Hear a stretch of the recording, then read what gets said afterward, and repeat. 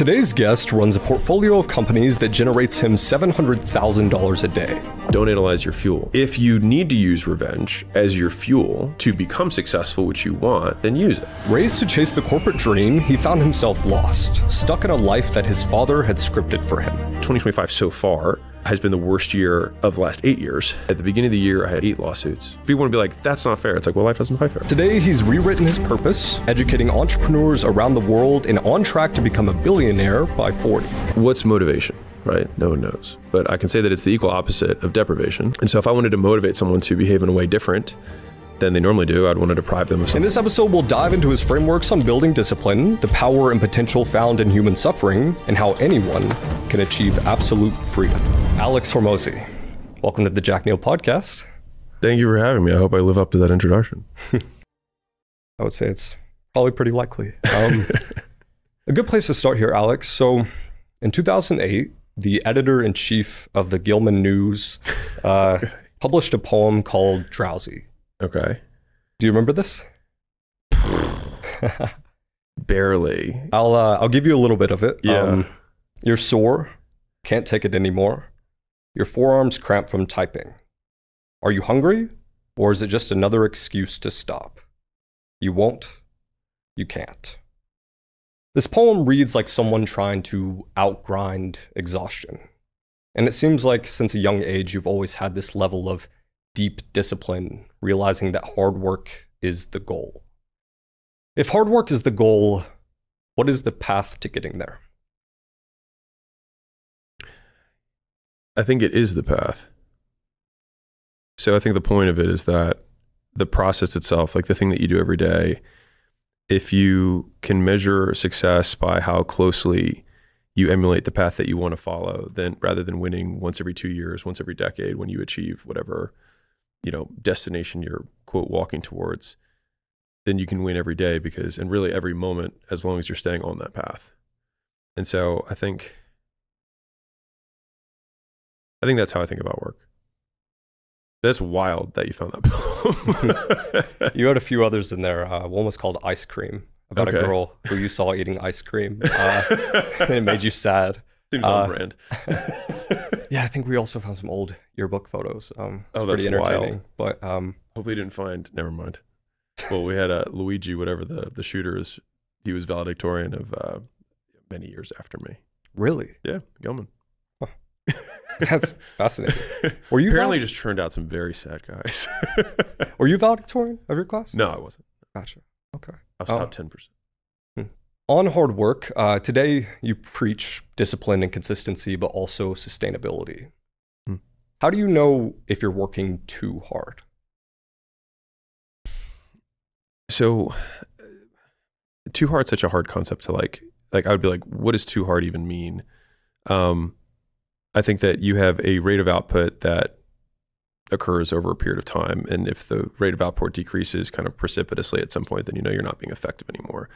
And so like on a micro level, even hour to hour throughout a day, your output will go down, and then you have to sleep at some point. Then you wake up and then your output goes up again. And so I think like the idea of being burned out, like I don't think anyone's like, people don't burn out when they're playing video games. Not really. I mean, maybe some people, but like for the most part, you can like kind of keep doing it. And I think that burnout just means that the reward for the work that you're doing has either you have habituated to that reward, so you've gotten used to it, so it no longer really rewards you anymore, or the cadence of that reward, which is meaningful, has continued to extend in terms of how frequently you get rewarded, which are both two different ways of basically saying the same thing, which is just you're not getting out of it what you wanted to get out of it. And so I think that is when people quote get burned out. I don't think it has anything to do with the amount of work that you're doing. So I think it's about what's happening around you while you're working rather than the work itself. Because there are I like looking at things across like many thousands of years. And so even the idea of a 40-hour work week is a pretty modern invention. And if you look at, even a few hundred years ago, people just worked every day. And it wasn't like, oh my God, that guy's so hardcore. It's just like he just worked every day because that was just kind of the expectation, and you just like had to live and had to survive. And if he had enough to eat for a day off, he could probably do that if he wanted to. And so I think about that a lot, which is Like a lot of these confines are self-inflicted. And I think laddering up the belief set to like, does this serve me? And so the idea of like, how do you develop work ethic? I think the big thing is like, it's not really developing work ethic. It's doing the things that you have been rewarded for doing in the past and removing things that you don't enjoy as much. And then it gets easier to do more because you enjoy doing the thing you're doing. Now, let me be clear. I don't like, there's overhead. Of course, there's things that I do that I don't enjoy doing, but there's food that you eat that you don't immediately like, but maybe you like dessert. And that's like, so it's really just like, again, it's a cadence of reinforcement. It's like, how many times am I being reinforced over a period of time? And maybe if anything, the thing that gets developed is that you develop a history of being rewarded for delaying gratification over a period of time. But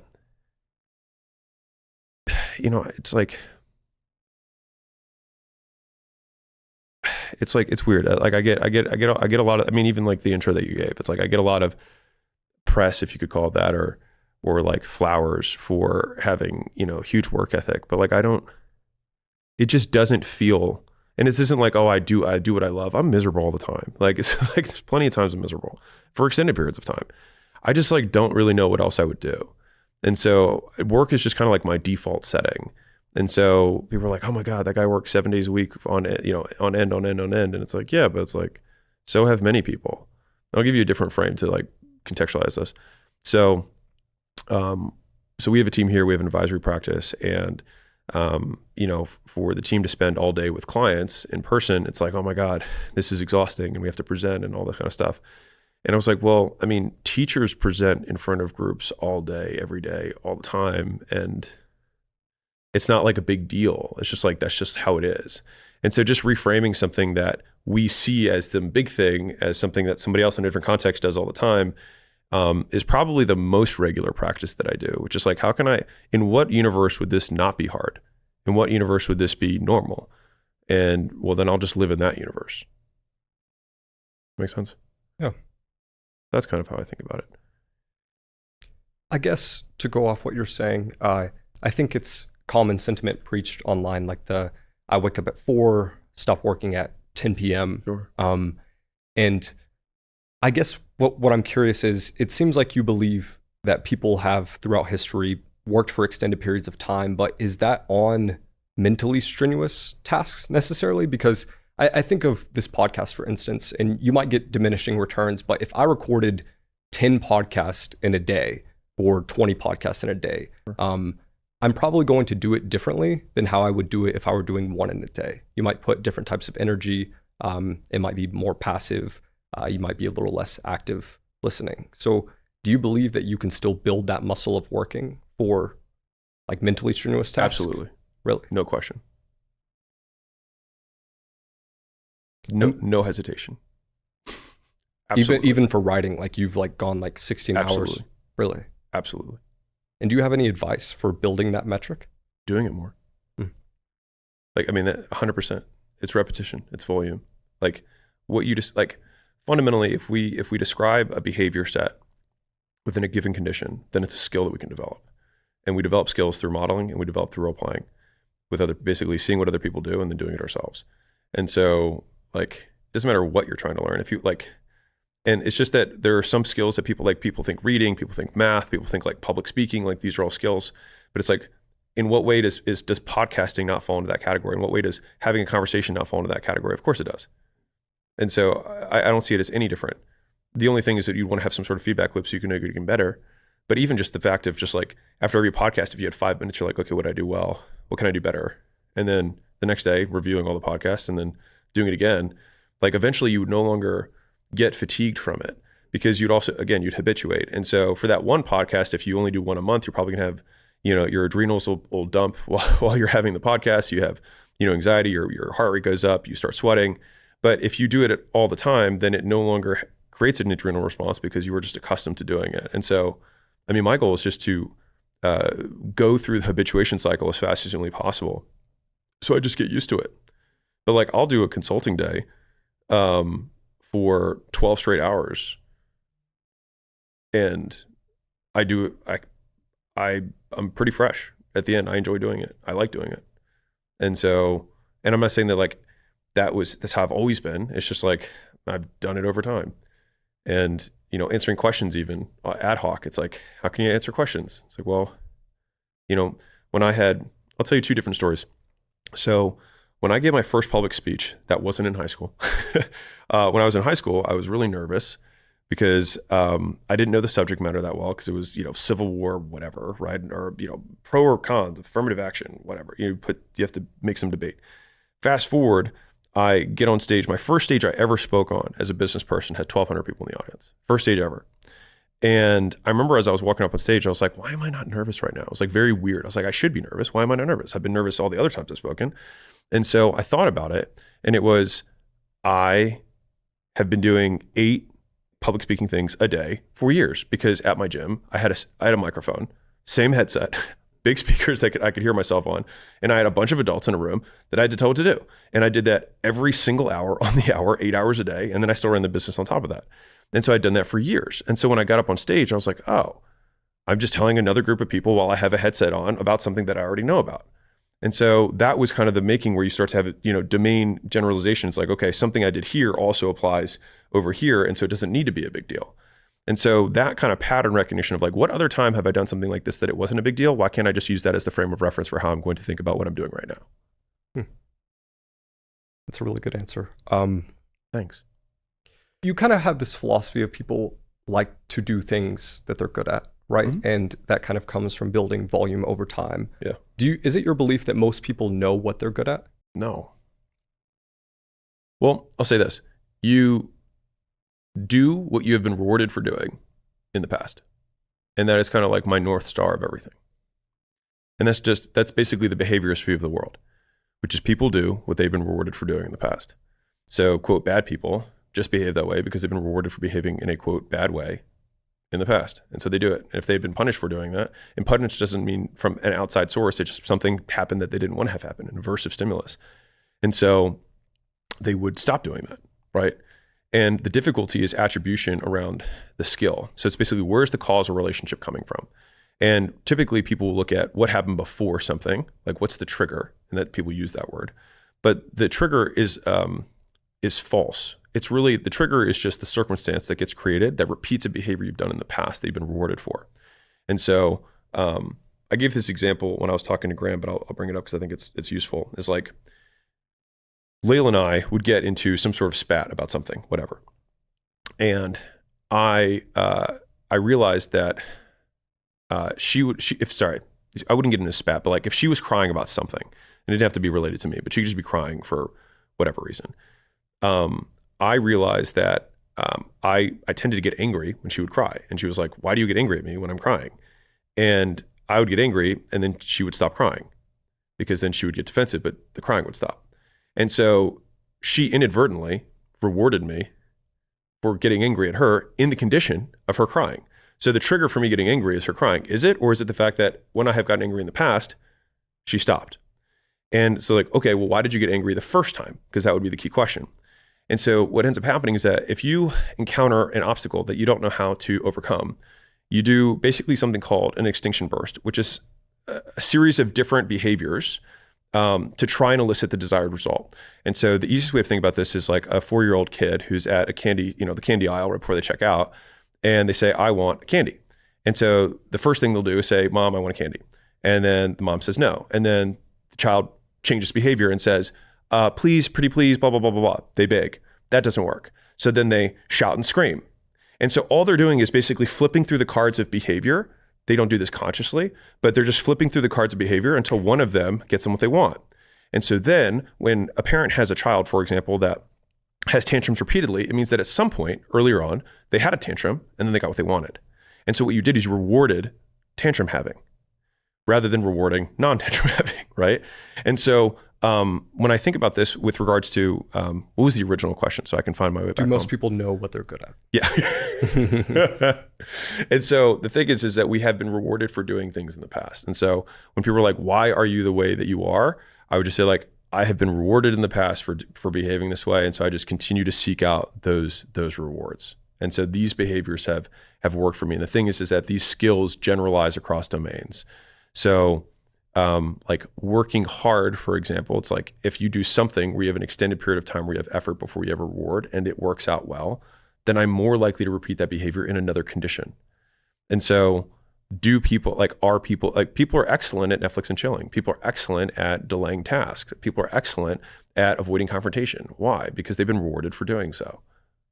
And the problem with it is that there's multiple different types of reward that happen over different timelines. And if this sounds complex, it's like, that's why it's a whole field of study. But basically you have latency is the biggest confounder for a causal relationship around a behavior. Meaning, Facebook can addict you because there's a little light that turns red, but it's immediate. So they will better addict people to Facebook by giving that dot immediately than saying, I'll give you $1 in 30 days. Now, the people who have been rewarded in the past for waiting over a period of time or for working would do better with the delayed reward. But most people don't have that kind of reward cycle. They've never done anything for a long period of time. And so I think the laddered up question is like, how do you get people to just try that first time where they're just willing to push out when they get rewarded for the work they're putting in?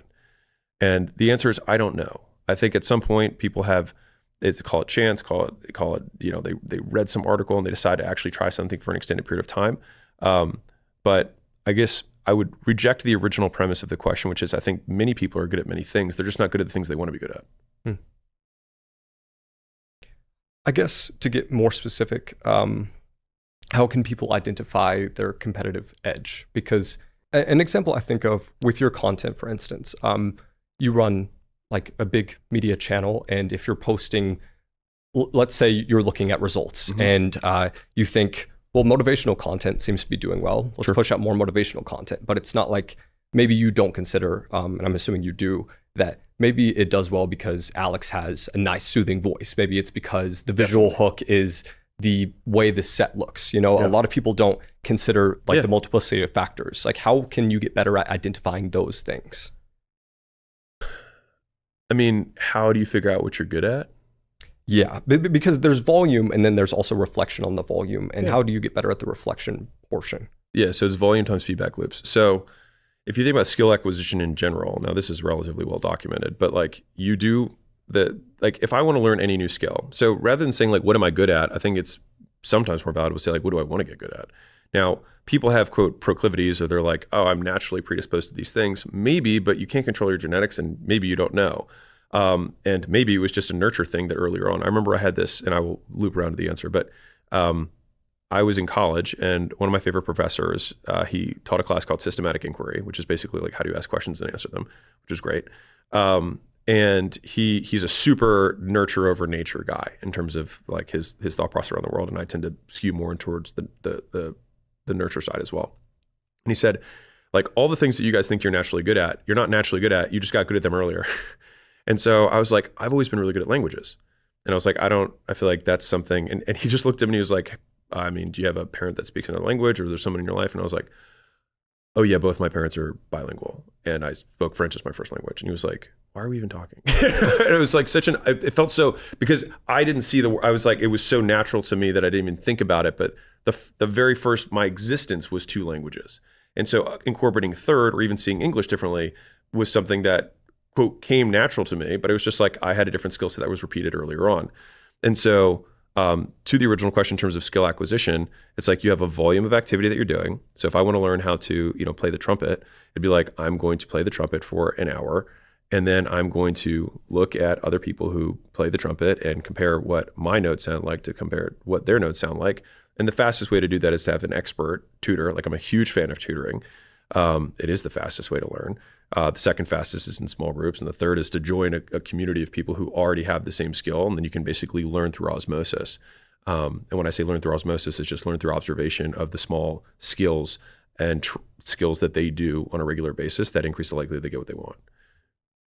But I'll say one thing, if you want to learn something, whatever it is, the fastest thing to do is go into a community of people who already know how to do that thing well. It's bar none, fastest thing. You'll get many different feedback loops from many different sources. And you'll be able to tease out what are the few truths rather than the mysticism that's kind of associated with the whole space. Because every space has mysticism around it in magic. But there's usually a few core truths that are always true amongst all people for the skill. That makes a lot of sense. We're going skills. We're going, we're going super amorphous. On the reward portion you were speaking about, the ability to kind of wait before you get the result. How do you decide an opportunity is worth 10 years of your time?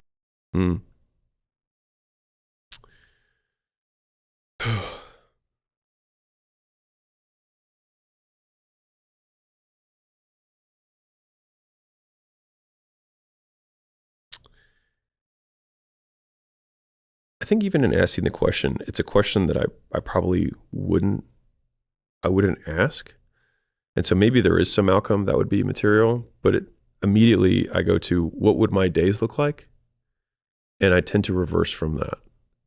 So it's like if an opportunity, like how would I determine that an opportunity is worth doing? Well, maybe there's many different big opportunities that exist, but which is the one that has the most days in a row that I would like to live? And then I'll pursue that one because I think the likelihood that I stick with it is pretty high if I like what I'm doing every day. That's a great framework. And how could people maybe know what their days would look like? I mean, I think asking people and observing people. So people who are already doing whatever you're looking for, that's one. The best is observation because someone's ability to communicate what they do and your ability to comprehend it is basically two filters it has to go through that are different from reality. Observation is just one. And so it's just you direct into your brain, right? And so I think observation itself is also a skill of like, if you want to learn I use sales a lot because it's just such an easy skill for people to understand. It's like, if I want to be the best salesperson, I can ask the best salesperson what they do, but some of the best salespeople aren't even conscious of what they do. And so observing what they do oftentimes has taught me significantly more than asking. And shoot, we have to do this with our own videos. It's like, what makes these videos better than other videos? Well, I did something differently, so let's look at what I did. And a lot of times the excellence just comes from observing random chance in a recorded setting. It's like every time we make any piece of content, anytime you have any sales call, any conversation, any presentation, any email, any whatever, you're rolling a dice where you're trying to control as many variables as you can, but there's always going to be new variables. And so when you have these kind of outliers or these above average outcomes, it's like, what was different that happened here and how can I repeat it again? And so that's because I believe that prediction is control. And so let me hedge that. But basically, if you can absolutely predict what someone is going to do because you understand all the variables, then you control that person. So again, people don't like that. It's very like no one likes the idea of being controlled, but like, I just like to use this as a natural hypothetical example. So if I'm in an auditorium of 100 people and I'm on stage and I'm speaking, if I said, who here thinks that I can get everybody to get naked, right? Most people will probably be like, no, I don't think that's going to happen. But what you'd have to do is you would just like lock all the doors and then you'd crank the heat to 200 and like people would get naked. And so if I control the variables, like you control the behavior. And so trying to increase the likelihood that a certain action happens in the world is just really how well do I understand all the variables that contribute to that outcome. And the difficulty is that there's usually just a lot of variables. And so I think mastery over time is just understanding how to influence each of the variables that increase the likelihood that the desired outcome happens. And when you have that, then people are like, man, he's so good at telling the future. This investor is so good at predicting these outcomes. It's just like he has identified the vast majority of the variables that predict. And so his predictions are more accurate than other people's. And that's kind of at least how I see it.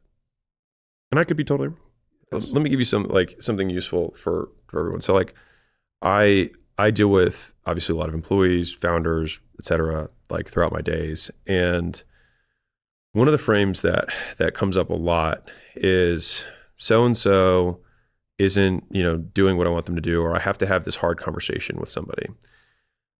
Most times people will try to have the conversation to make themselves feel better.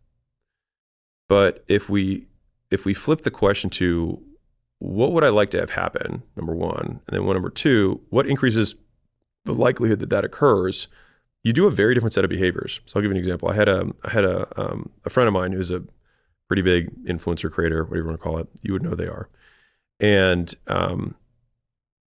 she had basically a beef with a different creator who had like stolen some stuff or something like that.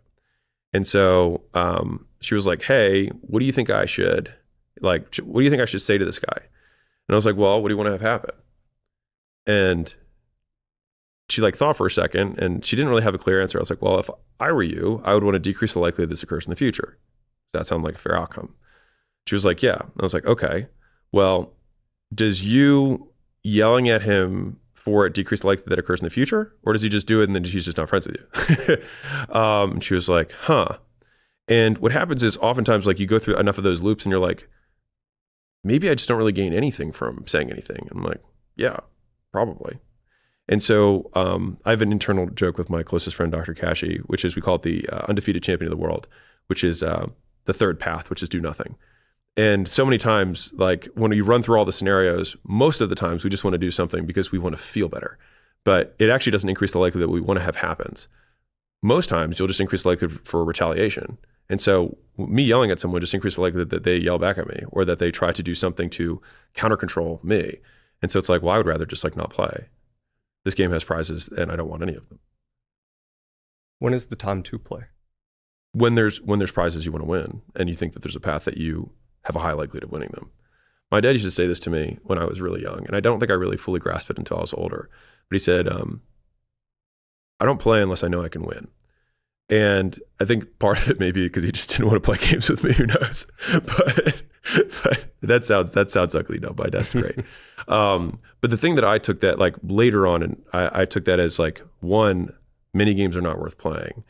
And two, if you are going to play a game, understand the players and understand the rules so that you can increase the likelihood that you win, right? And if you can come into a game saying like, well, obviously there's risk that's always involved. There's things that happen. But I think from the moniker perspective of like that saying, I think I've carried that with me. Like, why would I play unless I know there's a strong chance that I can win? And if I don't think there's a strong chance that I can win, how can I increase my odds? Like what unfair advantages can I create for myself? And if I don't know it, then I don't understand the game well enough, which means I probably shouldn't play until I understand it.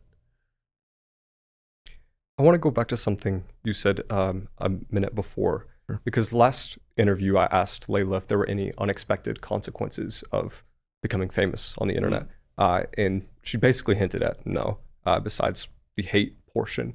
And I guess I just want to know tactfully, how do you guys get into an opportunity and have a really good idea of what it's going to look like? Because it's kind of the balancing, I'm going to have to do a lot of volume to acquire this skill, but also I kind of know what work it's going to take.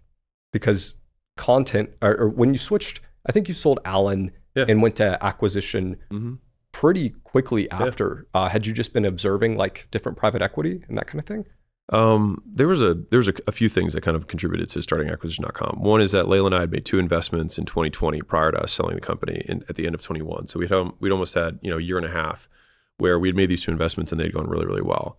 And I was like, this is really cool. And then when we ended up going through the process of selling Alan and Prestige Labs and Gym Launch all in 2021, we dealt with a lot of private equity firms. And I remember there was a moment where I was sitting at the table and it was all of their team, the private equity team, and all of my team. And I had a few kind of like conclusions that I came away from. Number one is that their team was more talented than my team. And that's why their team was going to make more than mine. And the second was that the guy who was about to buy the business from me was going to make more money on my business than I was. And I was like, huh. And he didn't even start it or found it or know anything about gyms. And I was like, that's weird. And I was like, he has a better game. And so I was like, I should learn more about that game. And so then I spent basically all of 2021 talking to every single investor I possibly could, every person in the financial world I could get my hands on, basically, to try and understand a model that. But I was like, how do I enter that game? Because like I don't have 10 people who I know who went to Harvard and have all these banking connections. Like I don't know any of those people. And so I was like, okay, well, what can I do that they can't do? And I was like, I'm pretty good at marketing. And so I was like, okay, well, I did hear and I understood better that one of the things of making, a good investor is being a good picker. But I could increase the likelihood that I make good picks if I just have way more to pick from. And so I was like, okay, so it's really just a marketing problem. So if I can just get more deal flow that wants to do deals with me, then I'll have a better pick and the deals that I'll be able to negotiate will be more advantageous, even if I'm not the brightest tool in the shed. And so that was kind of the thesis behind it was, can we build, and to be fair, when we started, I was like, I didn't know if it was going to work. I just thought of it in likelihoods. I was like, well, there's a few need to believes. I have to believe that I can make, content that will give views. So I didn't know, but I was like, I'll see. They do things. I can try and model what those people do. And, the second thing that I had to need to believe is, okay, if I do make content and it does work, that doesn't necessarily mean that it's going to translate to people who want to do deals with me or do business with me. So that was a second need to believe. And so those were probably like the two big ones that kind of straddled the decision overall, but they felt believable. And so I was like, worst case scenario, I'll just build an audience that doesn't generate deal flow and I'll figure something else out.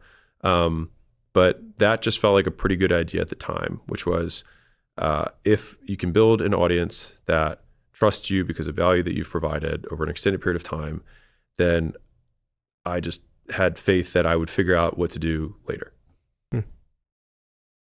If content was your business, how would you scale? Can you ask the question differently? If you were to monetize through the content, let's just say AdSense solely, Yeah. what would you be doing differently, if anything, aside from maybe just more volume? I probably wouldn't be going after a tiny slice of a segment, which is what I go after. So business owners, it's like 9% of America owns a business. Of the 9% of America that owns a business, only 5% are over $1 million a year. Of the 5% that are over $1 million a year, well, I guess of the 9%, the 9%. So 1 out of 250 makes it to $10 million a year. 1 out of roughly 2,500 makes it to $100 million a year. So like, it's a very small slice of the pie that I make my content for. And so by its very nature, I don't get massive distribution. I get decent distribution, but not like an entertainer might. And so if I wanted to make only making money from media my own thing, then I would do super, super broad topics and things that are just human based. And I mean, that would basically be it, right? You just pick a topic that transcends all races, all cultures, all people, and entertainment is the easiest one because everyone wants to laugh. Everyone wants to be distracted. And so that's why entertainers will always be bigger than educators as a category. On brand, I know you've recently, maybe not recently at this point, in the past year, kind of delved into business content to go deeper, to kind of get more deal flow for acquisition and provide more value to business owners. Do you believe it was important, though, to establish some of the other types of content you did originally around fitness, nutrition, et cetera? It's so funny because like I've only made, I think like 3 pieces of content in total on fitness, and they still have like contributed to the overall like brand makeup. If you think about the brand as like a mosaic with lots of little pieces. But I do have some pretty updated thoughts on this, which is just, I see there's marketing and then there's personal branding and there's an intersection between those things. And so if I only wanted to advertise for the business, then I think that I would be just fine making only content about business. I also have a personal brand, and I want the personal brand to be as accurate a reflection of me as humanly possible. And so my measure for that is like, my mental image is like glass, which is that like if there's a glass wall and I'm on the other side and there's a room and there's all this stuff inside, but inside the glass wall is dark. I think about the content as like a flashlight that just focuses on one area of my life. And I want the flashlight basically over time to illuminate the whole room so that if someone were to walk in, they would see everything and they wouldn't be surprised. They'd be like, this is accurate. This is exactly what I expected. And to me, that's what, personal branding done right is that when someone meets me in person, I'm exactly as they expected. And of course, it's difficult because you can't control, even with more volume, you can't control the reach. So I know that if I make a video about a relationship, I'm going to get 10 times the views, period. If I make a video about fitness, I'm going to get 5 or 10 times the views, period, because it just affects more people.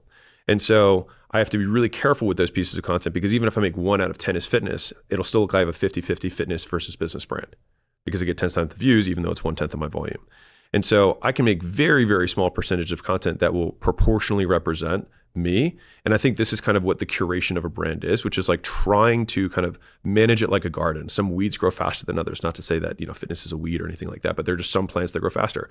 And so I have to basically, this is the management of hedging okay, you know what, this is underrepresented. We need to make more of this for a while. And then you kind of survey the landscape and you're like, okay, we can drop a little bit of this in, even though I know this is Miracle-Gro and it's going to, you know, grow like crazy.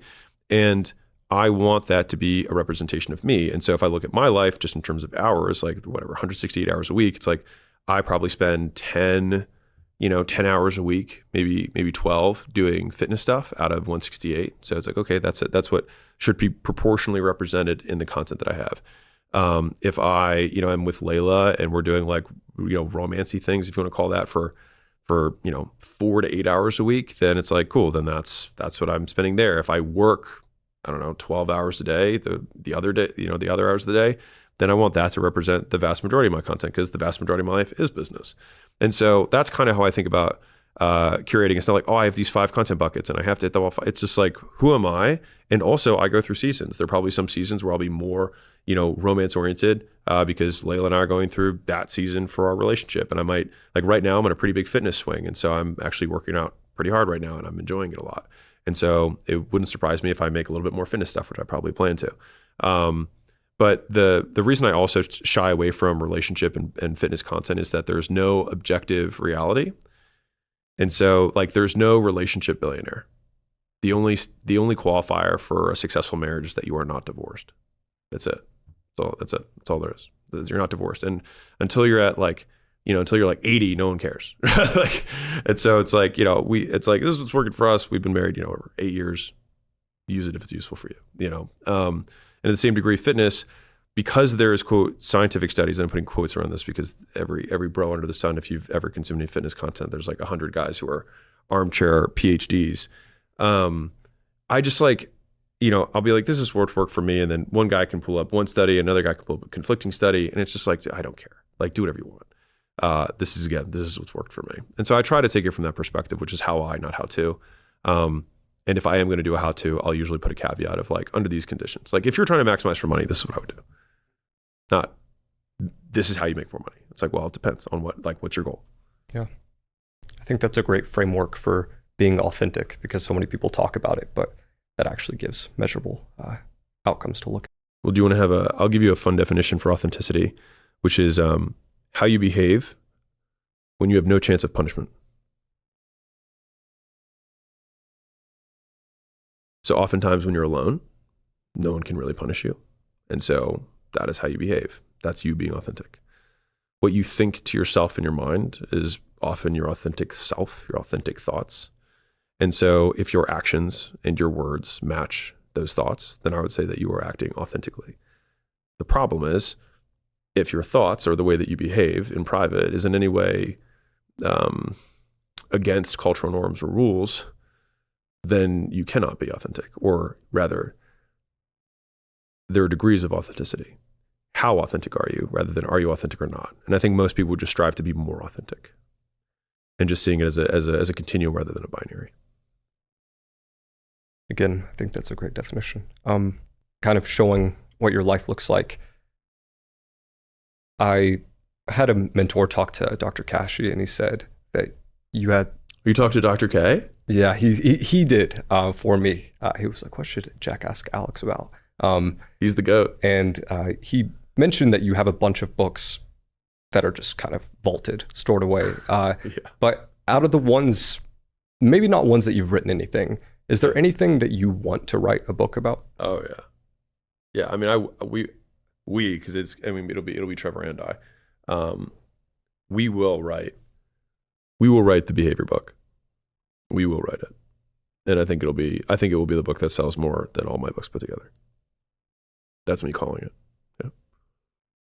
Do you have any idea of what a main focus might be, or maybe something you're thinking about in terms of behaviors right now? It's an operating system. How to see the world. And I think that I won't publish it until I feel like I have a good foundation to publish it from. So I would say that I haven't, achieved the things that I would like to achieve before publishing it. And so I have to achieve those things. And then once I can achieve those things, or once I have achieved those things, then I will publish it. But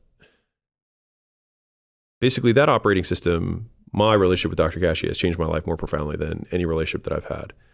And it was because it defining language has made the world make sense.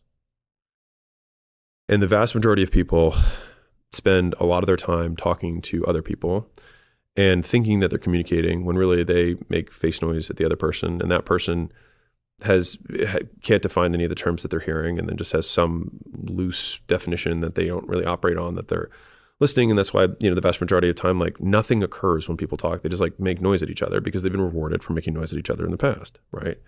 And so in thinking about that, I think I've gotten much better as a communicator. I've gotten much better as a teacher. I've gotten much better as a learner, because I can observe, I think, the pieces that matter most, which is, what are the actions? What are they doing, right? And so it all, like, this is my view of the world, is that everything comes down to behavior. What do you do? And it's observing all the tiny nuances and all the tiny details that are all important, because if there's many variables, and this is a B.F. Skinner quote, but if many variables exist, many variables must be studied. And so that's basically the viewpoint. And, people will say like, hey, I want to be more honest, or I want to be more courageous. And it's like, well, what does that mean? And they're like, I don't know. I'm like, right, well then how can you get there? How can you become that if you don't know how to do that? And then it gets very real, because you're like, how do you do that? And then that's where basically the field of study begins. What does it mean to be courageous? What does it mean to be authentic? Do you believe most adjectives, adverbs are like illy defined in general? 100%. Totally. I also think there's a lot of words that mean the same thing. Is there any one word that you've been thinking about lately? You're like, how do we define this? No. As they come up, Trevor and I have conversations, and we'll be like, what do you think this means? And we're like, well, and we just think, and the way that you have to think through from a behavior lens is, what would occur in the world or in the environment in front of us for us to know that this adjective had happened? And so this is like, and this is why I think teaching, has been really helpful for me in terms of the same behavioral lens, which is, Emily's lazy. Okay. Why am I saying that? I'm describing her as lazy, but I'm describing her as lazy because I observed something. What did I observe? When was the first time I thought that she was lazy? And is there multiple times that I thought she was lazy? Okay, let's track back to that, because usually you'll just ascribe a label and never think about why you put the label there, and then you just call Emily lazy. But like, there's something or multiple things that she did. And so maybe Emily was slow to respond to Slack. Or maybe, I just saw Emily walk in late to a meeting. Or, she sent me, I said, hey, you owed me this thing. She delivered it late, and then I reminded her, and then she gave me something that was just crappy. I'm like, oh, she's lazy. But then when I say, Emily, stop being lazy, she has no idea what that means. She doesn't know which behavior she needs to change, or what behavior she did I'm ascribing that label to, which we'll deem as negative. And so it's way more fruitful to, instead of saying, hey, Emily, stop being lazy, to say, hey, there are 3 things that you've done that I did not like. Instead of doing this, do this next time. And then when Emily does that next time, immediately trying to reinforce the behavior and say, great job, that was amazing, awesome, or whatever source of reinforcement is most positive for her, which we might find out Emily likes something else more. Who knows? Maybe she wants a call out in public, or maybe she wants a free lunch. I don't know. But when we do that, then it's like, okay, now I can create reward cycles around people so I can encourage the behavior that I want. Do you believe the word energy is illy defined? Sure. I mean, how would you define energy, perhaps? I wouldn't even try. I wouldn't even try. I mean, because like, if someone said, hey, so-and-so has good energy, right? I would probably say, okay, this person has done numerous behaviors in front of other people that they recognize a pattern with other people that they have had positive experiences with in the past. And so what are all of these behaviors that this person who has, quote, good energy has, that then I can take to somebody else who has bad energy and say, do this instead. And all of a sudden, this person now has good energy. But it's not that they have good energy. They have observables. Now, some people will be like, no, there's something else. It's like, nope, you have senses. You can observe through them. And that is what you are limited to, period. Show me anywhere that we've been able to prove that we have any other senses besides the one that we have our eyes, we have our ears, we have our touch. Like, we can listen, we can taste. Like, those are the senses we have. That's how we perceive the world. That's where we take in information. And so it's from those senses that we made a decision. And so we just have to deconstruct what were the variables that created that pattern that we recognized from the past that was positive. But this is how I feel, like, fundamentally, this is how I think about learning any skill. and be like, you want to be a good speaker, it's like, look at good speakers, and you have to really look. It's not just like, he seems so confident. You can't describe that to yourself because you don't even know what it means. So like, but what is he doing? How, like, okay, he doesn't pace a lot on stage. He walks and then he stands on one side and he addresses one side and he stays there for a little bit, 10 seconds or so, and then he walks to the other side and he stands there for 10 seconds or so. Okay, so he does walk, but not always, because I walked and it looked like I was nervous. Okay, so I got to walk, but only sometimes. Got it. And then what's he doing with his hands? Okay, he doesn't have his hands in his pocket, but then he does put his hand in his pocket when he makes a point, but then he takes it out again. Okay, and so like as anal as that sounds, when you start doing it, people are like, whoa, what happened? You have totally different energy now. It's just, and the thing is that I don't think that anyone does anything purposefully. They're not trying to miscommunicate. It's just that big amorphous words like energy, like vibe, like manifestation, whatever, are shorthand for bundles of terms and bundles of behaviors. And it's just much faster to say, she's confident, than saying she smiles when she walks in the door. She's, she talks, she speaks loudly. She enunciates. She nods her head when I'm talking to her. She repeats back to me what I said before saying what she's going to say. Like, rather than listing 30 things, we're like, she's confident. But being able to deconstruct that is what I think makes it valuable for you and for you to teach to other people if you are trying to do that.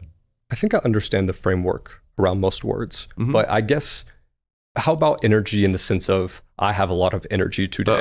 Okay. Yeah. Because that one is helpful for others, but yeah. I think back to... Actually, this is a perfect example. Yeah. You said the word energy, and I just said what I think you're talking about, right? And so this is how most people miscommunicate. And they try to learn when somebody's giving them 10 amorphous words like that in a row, and then they're like, why isn't it working? It's because there's so many things that are ill-defined. Yeah. Sorry, go ahead. Yeah, no, totally right. But on energy, how would you define like having a lot of energy? Because I think back to this, the first podcast I ever saw on you was Jack and Graham's a while back when you originally went on My First Million and Jack and Graham's around the same time. And you had this idea of like, fuck happiness, right? Yeah. And I kind of have a similar notion in my mind, like fuck energy, just kind of care about the results. Do you feel similarly about this? I honestly haven't thought about my energy levels in a very long time. So you just look at the outputs. It's just not really a thought for me. I don't know. I just haven't really thought about it. Like if I'm a little tired, I'll take a stimulant. If I'm a lot of tired, I'll sleep. Like, I don't know. And if I'm no tired, I'll work. Like that's like, I don't know. Like, yeah, it's just, yeah, I really don't think about it at all. That's interesting. Dr. K also mentioned to talk about pop sci with you a little. Oh God. Can you persuade someone to do something that goes against their identity? Define identity. I guess usually in the context of I am a person who drinks lots of water. I'm a person who works out. Can you get someone to do something different than they've done before in the past? Yes. Sure. What would be your framework for going around that in perhaps a sales discussion? Well, it's kind of like the temperature in the room. It's just how many variables can you control? I mean, if you think about, what's motivation, right? No one knows. But I can say that it's the equal opposite of deprivation, which is when you are very deprived, you are motivated, right? If you're deprived of money, feel deprived of money. It's a psychological construct. I want to get into that one. I'll use a simple one. Physiological. If you're deprived of food, you're hungry. You're motivated to get food when you haven't eaten in a while. You're motivated to sleep when you haven't slept in a while. Motivated to have sex when you haven't had sex in a while, right? You're deprived of that thing. And so if I wanted to motivate someone to behave in a way different than they normally do, I'd want to deprive them of something good in order to motivate the behavior, and make doing the thing that I want them to do the way of getting the thing that they want.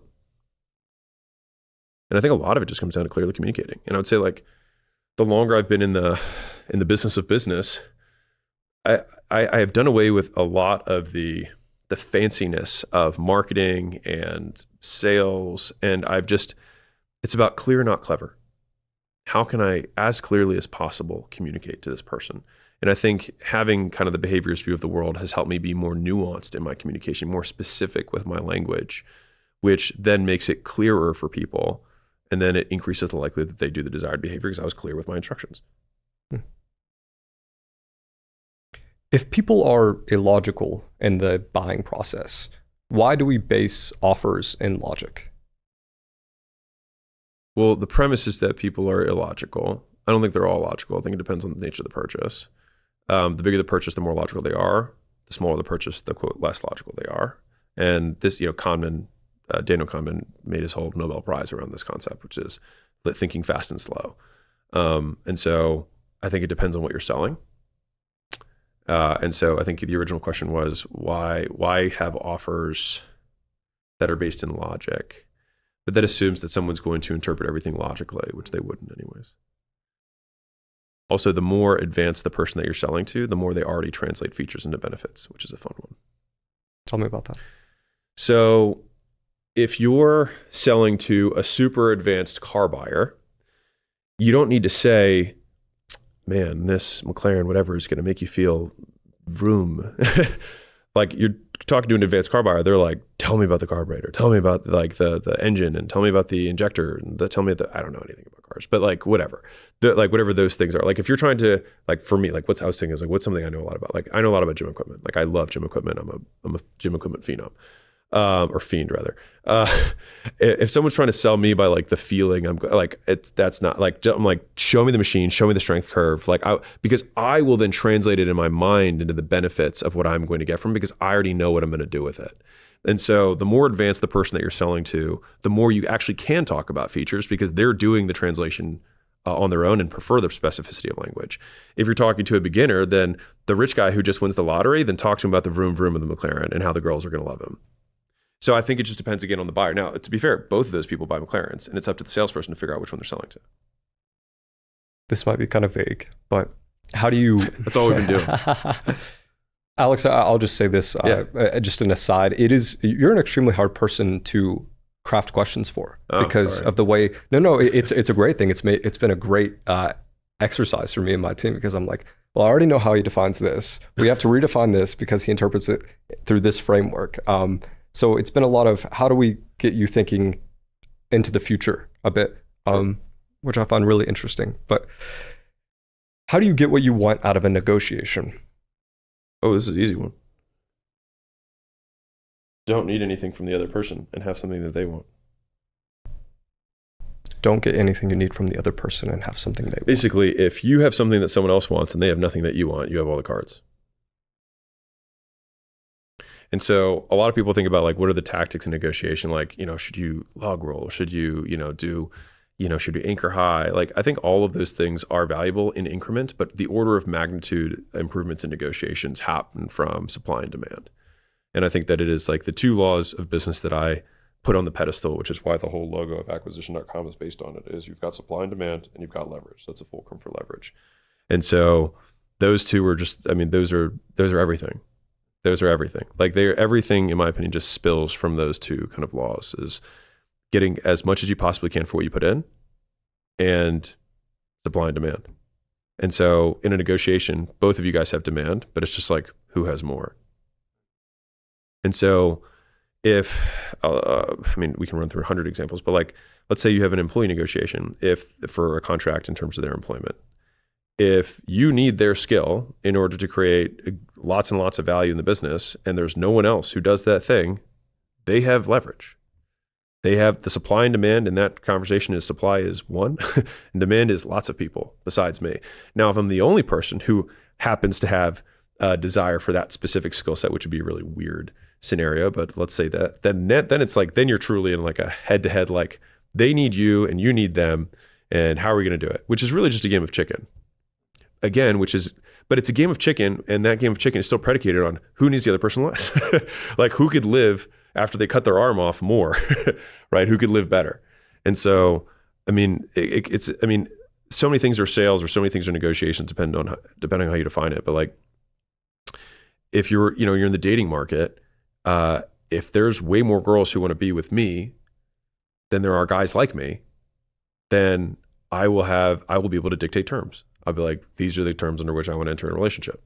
Now, if I'm going after a girl who's also, let's just say, high status or in high demand, then that evens out the terms more, right? But it's just like all of these things are just on these mountaintops, and you just continue to go up in levels of what's the demand for this person on both sides. And if the demand for one person is greater, then that person will be able to dictate the terms more favorably. But I think all of the negotiations are won before you sit down at the table. Like it's kind of like all the way back to the beginning. It's like, you don't play games you can't win. It's like, I don't want to sit down at a negotiation table when I don't have cards. I just won't sit down. Why bother? I'm either going to get a deal I hate or I'm not going to get a deal. Why bother? Just fix the conditions and then sit down. So like, how do you get a girl when you're overweight, you're not funny, you're not successful, you're whatever? It's like, you could spend time to try and figure that out, or you could just lose weight and figure out a skill that you can monetize, and then you won't have to. It's kind of like the Neo in the Matrix, where, I mean, it's one of my favorite movies of all time, but like when he's saying, so are you saying that I'm so fast I can dodge bullets? And he says, I'm saying that when you're ready, you won't have to. And I think it's the same idea. It's just like, when you're ready to sit down at the negotiation table, you won't have to dodge bullets. You won't have to do the dance. You'll just say, this is what I want. These are the terms under which I would do the deal. If you accept those terms, we can do it. If not, fine. I'll just go to the next person because I have more demand. Do you believe success is the best revenge? My ninth grade tennis coach, who was also this gigantic jack dude, who ended up always staying after school with me and working out with me, like taught me how to lift weights. He told me that when I was like a really, angsty teenager, when I was like, I'm going to get back with these guys. He's like, no, you're not. He's like, no, you're not. He said, if you came back at a 10-year reunion and you told them, like, look at me, he said, you would look like the biggest loser in the world.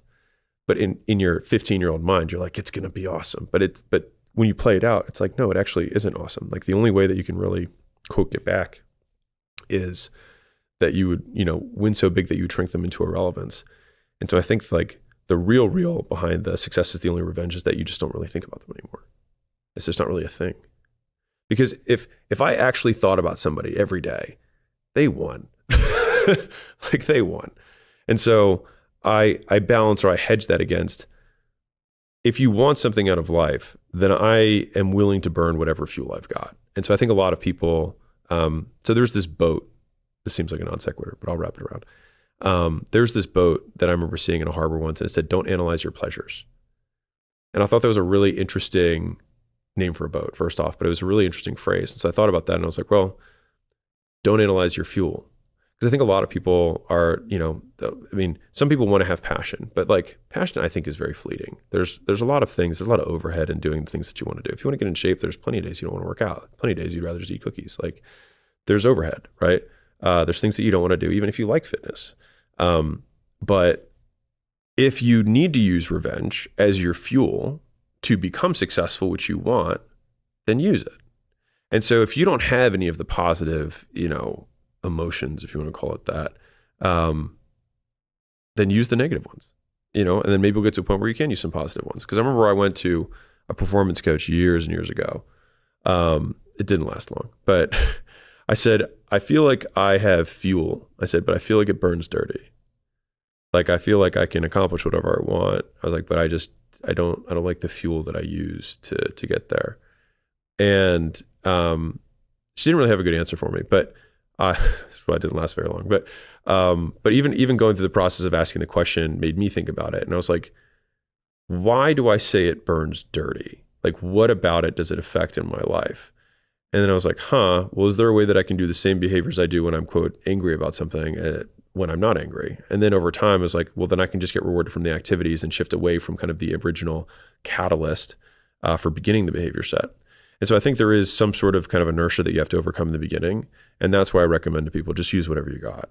If you're ashamed, use that. If you're scared, use that. If you're anxious, use that. If you're angry, use that. Use whatever you have. But if doing it over time isn't getting what you want, then change so that you can get more of what you want. But like, the difficulty that I think some people have with my content is that I really have no judgment. So I don't pretend to have a moral high ground. I don't have, like, I'm just not going to judge someone on what they do. Like, if that's what works for you, do it. If that's what's getting what you want out of life, amazing. I mean, for me, I would say like my secular views are, try not to impact other people negatively. But beyond that, if you want to eat bubblegum and watch, and I don't know why you eat bubblegum, but that's what you want to do, right? And you want to watch Netflix all day and play video games, then like, great. Like, it's just like, some people are like, why could you say that? It was like, how could I say that? How am I going to project my desires on somebody else? If they want to do that, then they can do that. And they can do that. And here's the thing is that you don't have to do it forever. You can do it as long as it serves you. And if something else serves you differently, because I mean, I get attacked sometimes. They're like, what he's doing is not sustainable.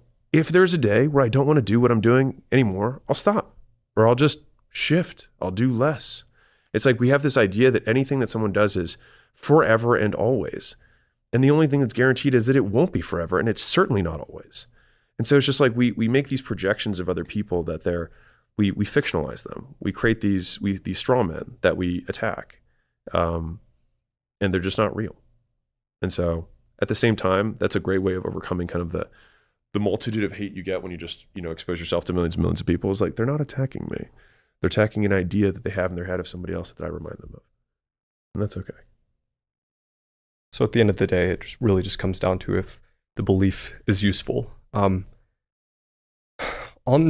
hate to use the word motivation, but sure. At this point in your life, Alex, Yeah. What motivates you, pain or pleasure? Neither. I do what I've been rewarded for doing in the past.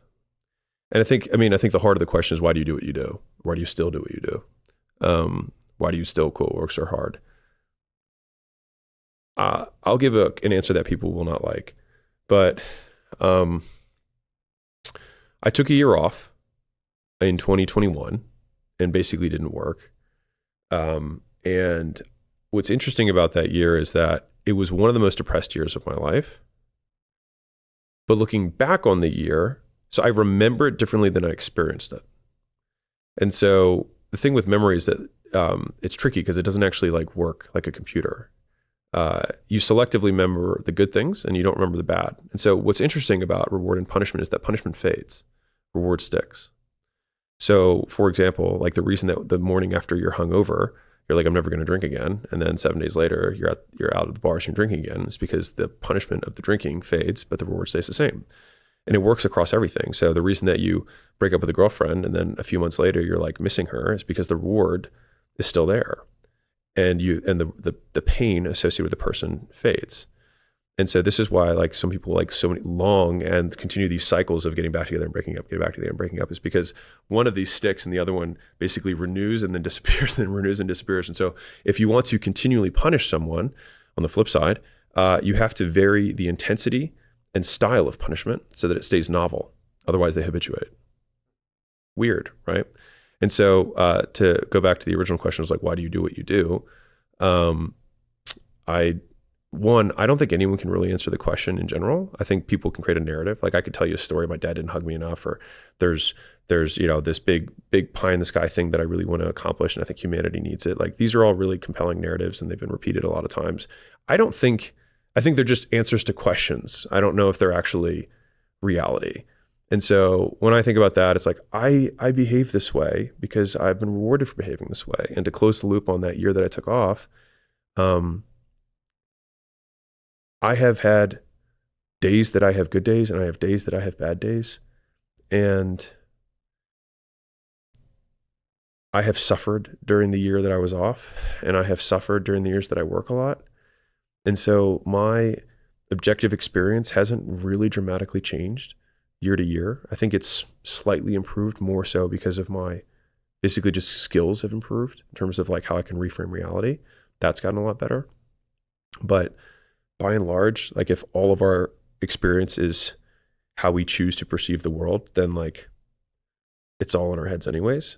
And so it's like really just trying to flex that muscle more over time. And so why do I do what I do now? Because what else would I do? And if I did something different, I'd probably enjoy it about the same anyways. And so it's like, I would say that right now I seek stimulation probably above everything else.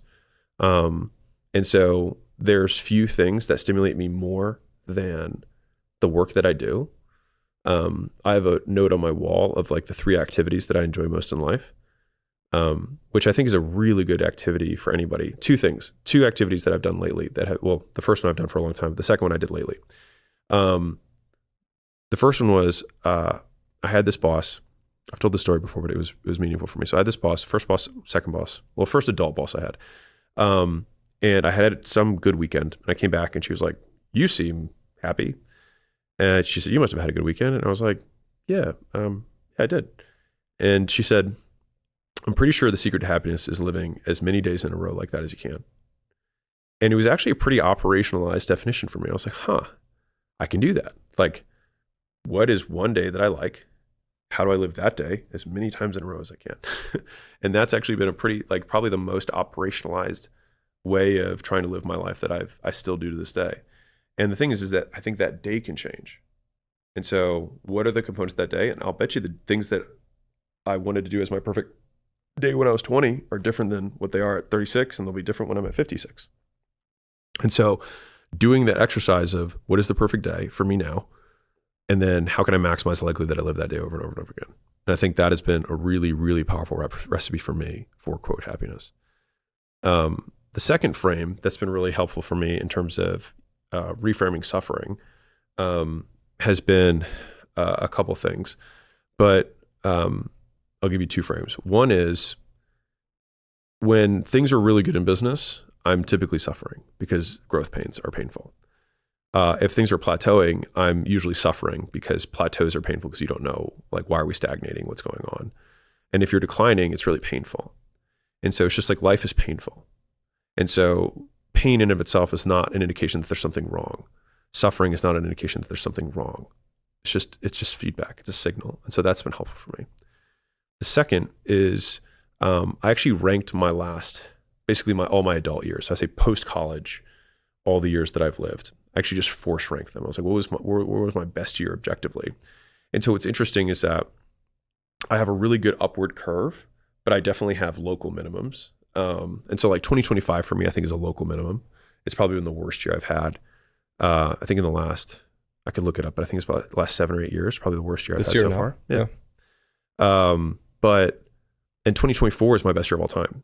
So really, really, but here's where it's interesting is that this, 2025 so far has been the worst year of the last 8 years, but the fifth worst of the last 13. And so even though it's what feels like a terrible year for me now, it's still way better than 2013 was. And it's way better than 2016. Those were terrible years. And when I look at them objectively, I can kind of laugh like the way I am right now. I'm like, yeah, those are bad. Right. And so it's weird because I can almost like derive joy from like, this is bad, but it's not as bad as it has been. And so I'm like, well, obviously I'll survive. And so the idea of like, man, I can't stand it anymore. Well, it's like, well, you can stand it or you'll die. And if you die, you won't have to. And so the default of all humans is standing it until you don't have to, which I think makes suffering easier to deal with. But I think one of the greatest sources of suffering is thinking that suffering is a problem, is that there's something wrong with you for suffering. And the same thing applies to, anxiety. Like, man, why am I anxious? Why am I stressed? It's like, you're alive. That's all that means. Because in all settings, you're going to have stress. In good settings, you have growth stress, you have stagnation stress, you have decline stress. All of them suck. But you also have good things at all of those times. So life is life. Okay, I was going to ask about the metrics you use to decide. What metrics do you use to decide if you've had a good year? So there's probably like a quantitative and a qualitative. Quantitatively, it's just like, what progress did we make, in the business, and then any other relevant accomplishments. Like, did I publish a book? That's cool. Did we make any acquisitions that were meaningful? That's cool. Did we grow any of those companies? That's cool or interesting.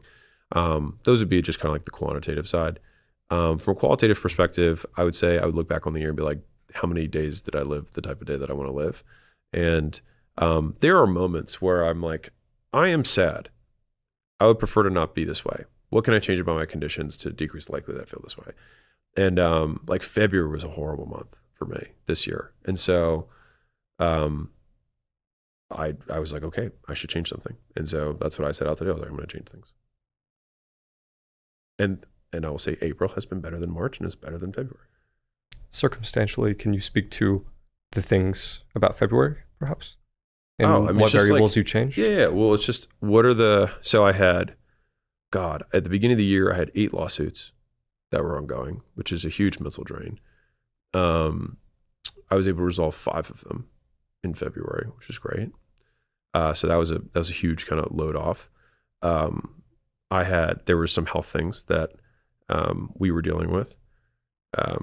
So had to deal with those. Those are again, like, they're like unforced errors of life. It's like these things occur.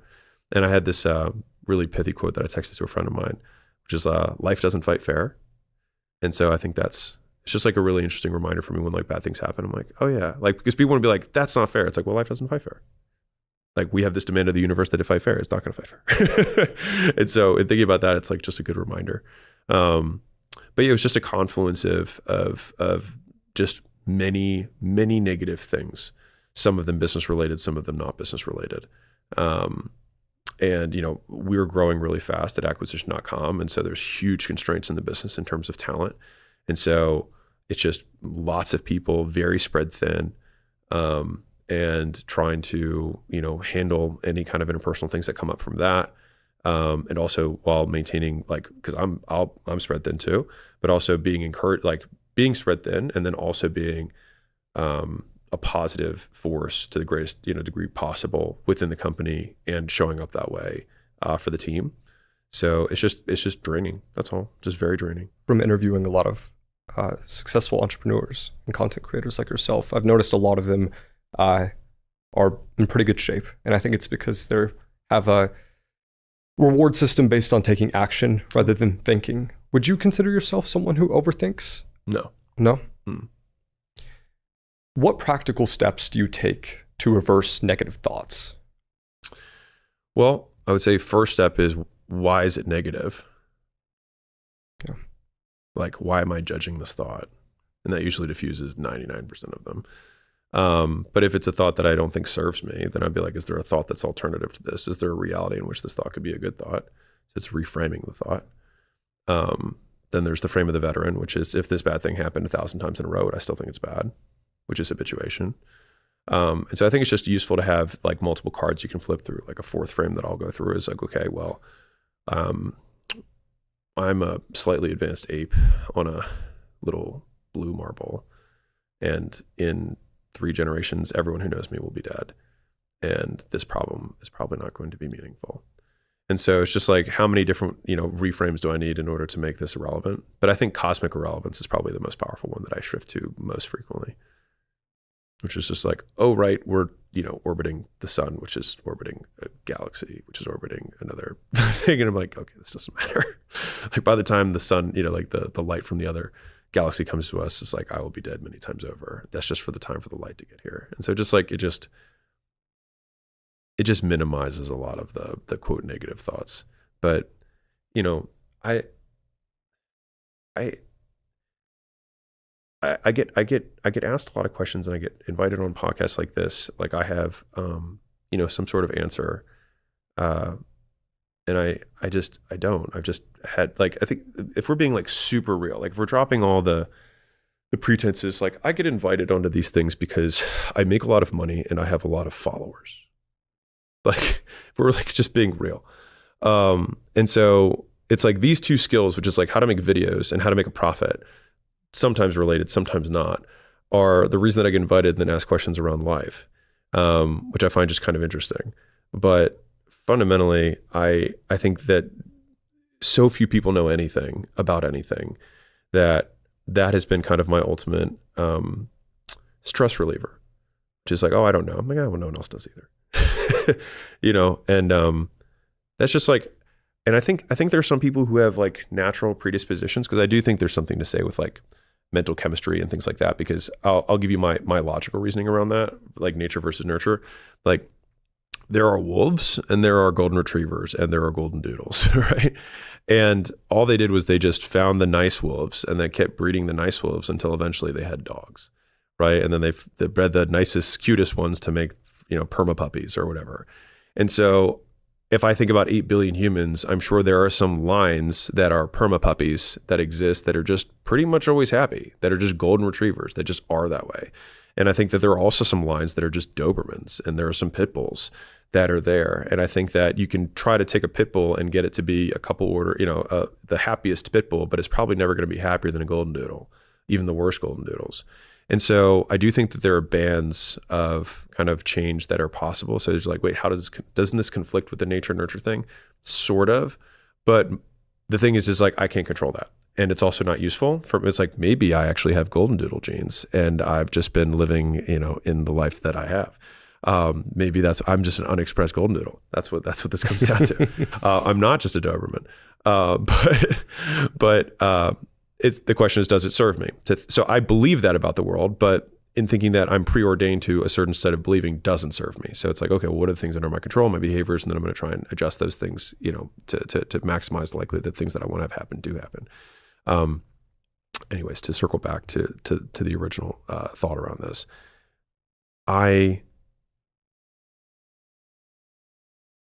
I've basically spent the vast majority of my life trying to achieve things that I thought would be really cool. And I realized about myself that I am not the person who wants to be the richest man in the world. I'm not the person who wants to be the most jacked person in the world. But I do have goals that are just significantly higher than most people's, but not the highest. Like I got to 250 pounds, like much bigger than I am now. And I was like, this is enough. This is a little too much. And most people who are in that game just always want more. And I was like, no, this is enough. And from a money perspective, like I'm pretty close to there. Like this is enough. Like I don't need more than $1 billion or $2, right? And that seems absurd to say, and I recognize that. But I don't need 100, right? And it's like, now maybe we'll continue to grow and we'll continue to do things beyond that, but like I know when I feel like I can recognize when enough is enough. And then you can unplug and then all the pieces of the board change, because then you're like, okay, well, what are my new objectives? And so I for sure see a world where at 45, 10 years from now, I'll probably get super into longevity and things like that. I could see that happening. But for right now, my life has been more or less just setting goals and then trying to make the days that I have to live in order to achieve them as enjoyable as possible. And I said at the 10, 15 minutes ago, that I have 3 things on my board for what makes a great day. And so for me right now, a great day is a day that I work out with somebody that I like. It's I eat with people that I like, and I build something. If I do those 3 things, at the end of the day, I will have earned my shower. And I kind of think like that. Like I always want to leave nothing on the field. And those are the days that I enjoy the most, when I have nothing left to give. And so in seeing that and knowing that that is the kind of the pattern of good days, then I try to work as hard as I can, because I know that at the end of those days are the days that I enjoy the most. And so for some people, they don't like working like that, and their ideal day looks different than mine does. And I would say, then great, live that day. This isn't me saying live my way. My favorite way of saying this is like, my life is not a sermon. It is a documentary. I want to go back to something you said about longevity. You said on what timeline you might be interested in that? 5 to 10 years or 20? Yeah, probably 5 or 10. I'm already taking some steps now. Would you want to live forever? I don't know. I go back and forth on that one. I would say like, okay, if I could be a vampire without all the demonic components of it, just like live forever, super speed, all that stuff, stay the same age, not be in pain. Yeah. But if I could just like be a, 200-year-old, as what I would imagine a decrepit 200-year-old is, I don't know if I want that. Right. So I think it really depends on under what conditions do I live forever? And do I know that I can live forever? So there's a variety of questions that I would have to follow up of, do I want to live forever or not? If it's like within a body that's maybe my 25-year-old body that doesn't have as much joint pain, I would probably, if I had to make the choice, I would probably do it. But it's definitely still a hard call, because as long as I would think, like, as long as you could choose to opt out at some point, I think that I'd be down. But like, you're Superman and you cannot die forever, that's an interesting take, because anybody who's made that decision is also making the decision from only like 50 or 60 years. And we like to hypothesize about what it'd like to be 1,000 years old, but no one's been 1,000 years old. And so, I mean, and also, is everyone else living forever? Because that would certainly change. Yeah, that's hell. Right. Watching all of your family members die over and over again. Yeah, that would be pretty bad. And so again, it's like, under what conditions? And so I think my answer would be, it depends. What are the 5 business strategies that actually work? At what point does brand become higher leverage than these? Yeah. So, all these almost ladder up to the value equation, which is you have latency, so you have speed, right? You have ease, so how easy can we make? How can we remove friction? There's perceived likelihood of achievement, which is you could ladder to consistency. How can we make this risk free? I say reliability, also kind of like same.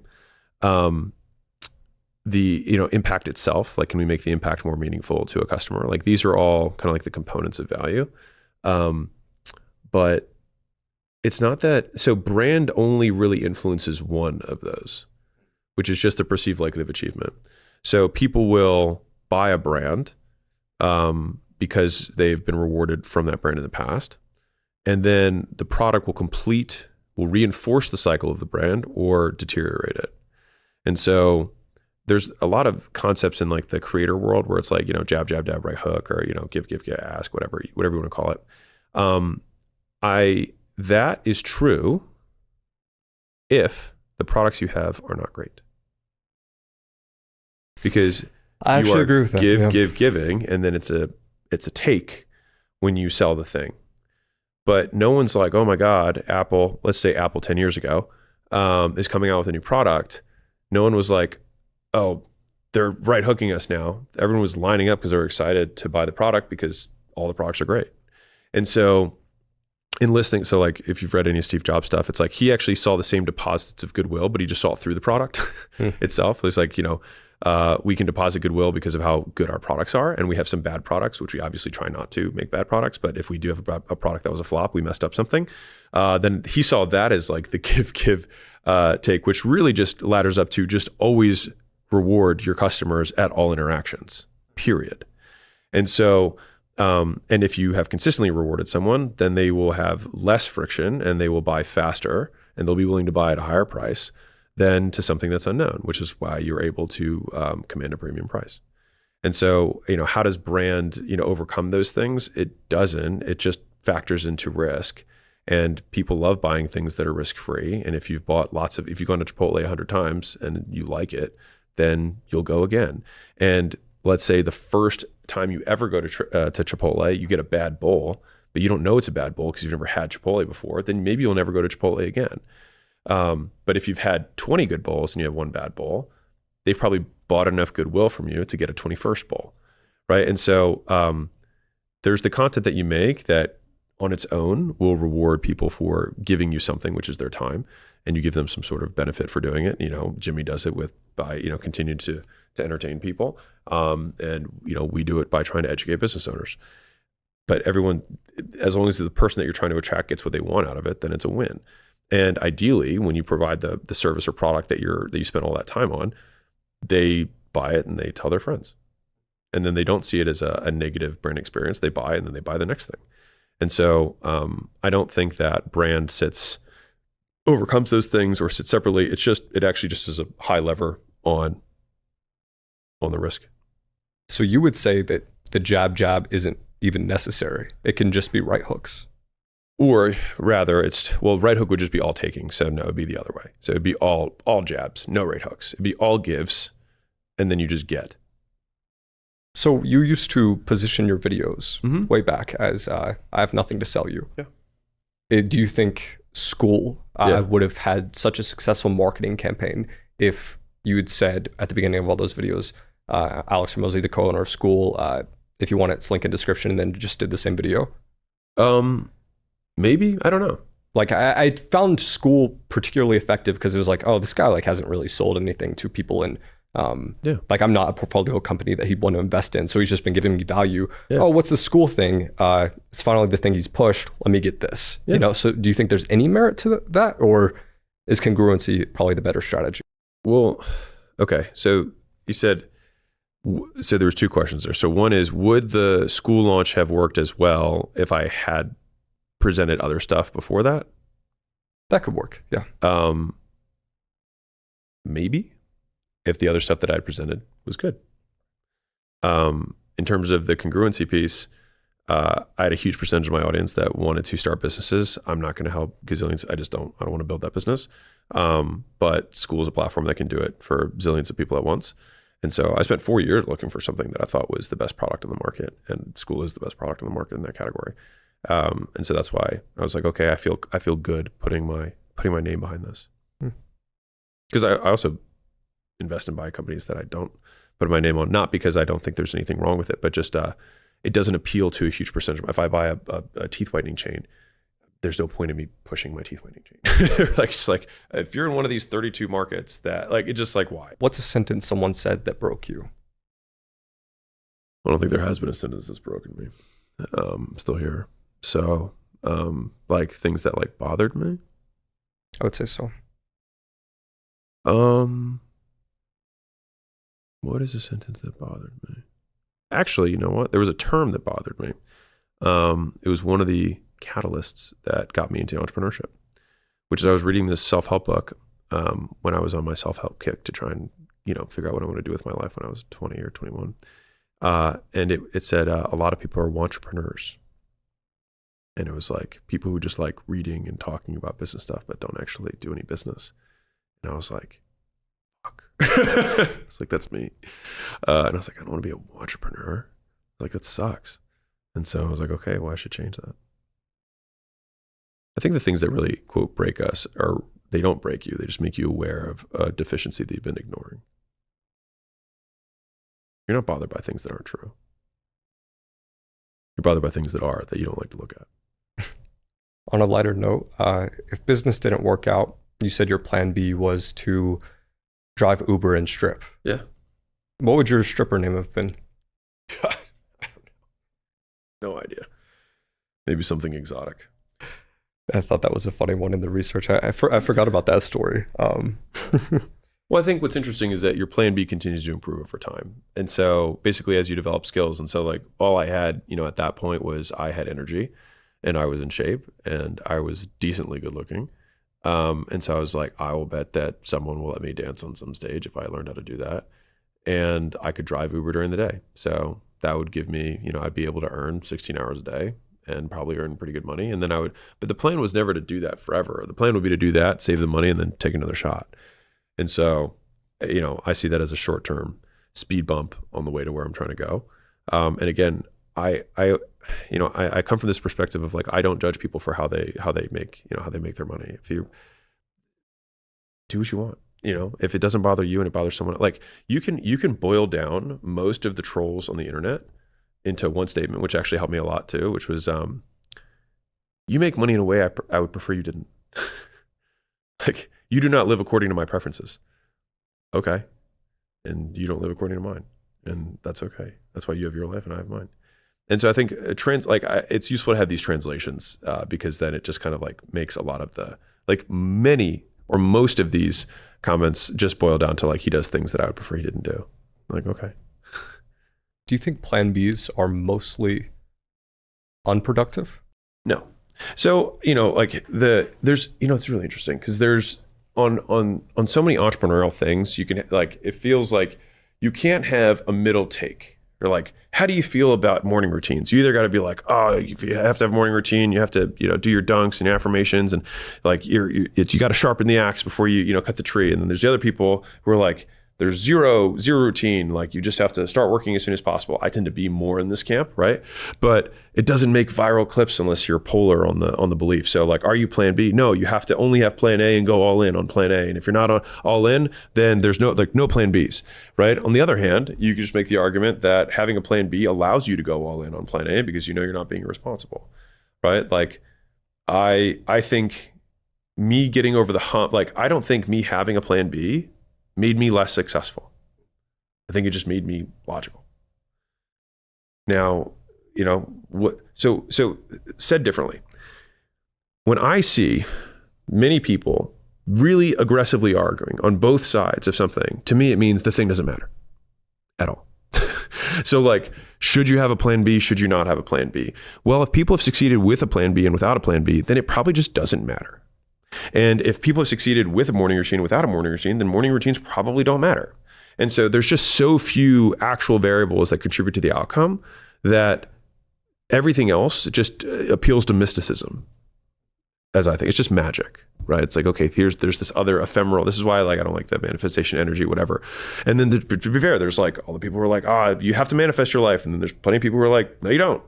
And so I tend to lean towards the zero, meaning if it can work without it, then we don't need it. So I tend to be a deleter by nature. So like, what can I remove from my life?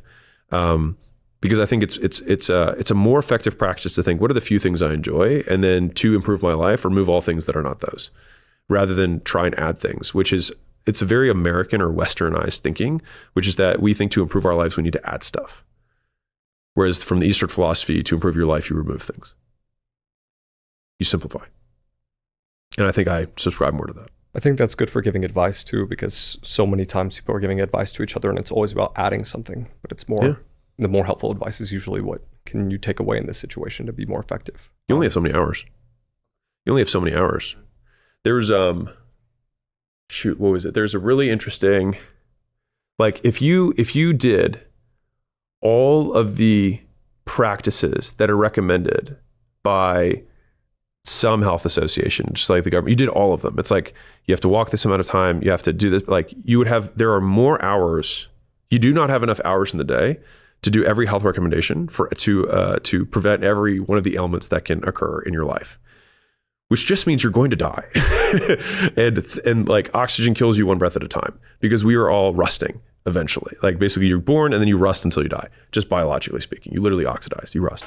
And so it's just like we try and do these things to like stop one of the 100 things that could kill us. And it's like, fine, maybe we stop that one, but just another one will kill you. And so a lot of this just comes down to trying to fight off death. And so I think about death a lot, and I think that grounds me in life. I spent some time with Brian Johnson, and it was really interesting watching how he's a really nice guy. I thought so. I really liked. I like how much conviction he has about the things he does, because he kind of, like you, people judge for Alex working too hard. Brian, he doesn't live in a way that they would prefer. Yeah, exactly. But he seems much happier spiritually, mentally, physically. Observing his life, I don't know if you've got to see it closely. Is that the kind of route you're going with the longevity stuff? I don't know. I think when I get there, I'll make the decisions that are worth it for me. There's not I do a lot of things that already are. Like, I have been resistance training for 20 years. I probably am very heart healthy. Despite the fact that I live in what most people would consider a high stress life, I would say that most people, my team can tell me, I would say that most people probably wouldn't consider me a very stressed person. I have good days and bad days like anyone, but like, I don't really think I operate on a super high level of stress. And so there's, like from an eating perspective, I eat the same things every day. So like, I do a lot of these things without, like the 80-20 I kind of already do. And so the question is just what the diminishing return is of the other 20. How do you define stress? Great question. I might have written it down, so I'll give you a better answer.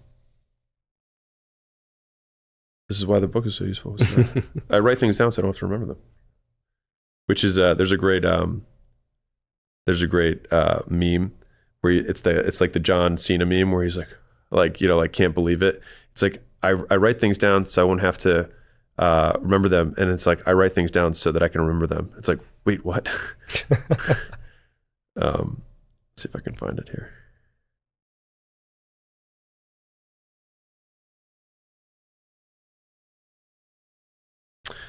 Yeah.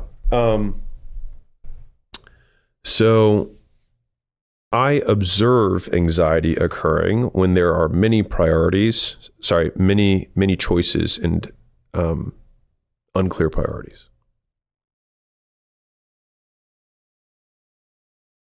Basically, there's conflict. Because if you think about, like, what is a decision, right? A decision is that you cut off options, right? The opposite of having to make a decision is making a commitment, which is the elimination of alternatives. And so there is significantly like if you replay the game, the levels of a video game, and you already know how to beat all the first 4 levels, you have very little anxiety because you know exactly what you need to do. And so I think that anxiety comes up when you don't know what to do. And you typically don't know what to do when you have too many options and not enough priorities.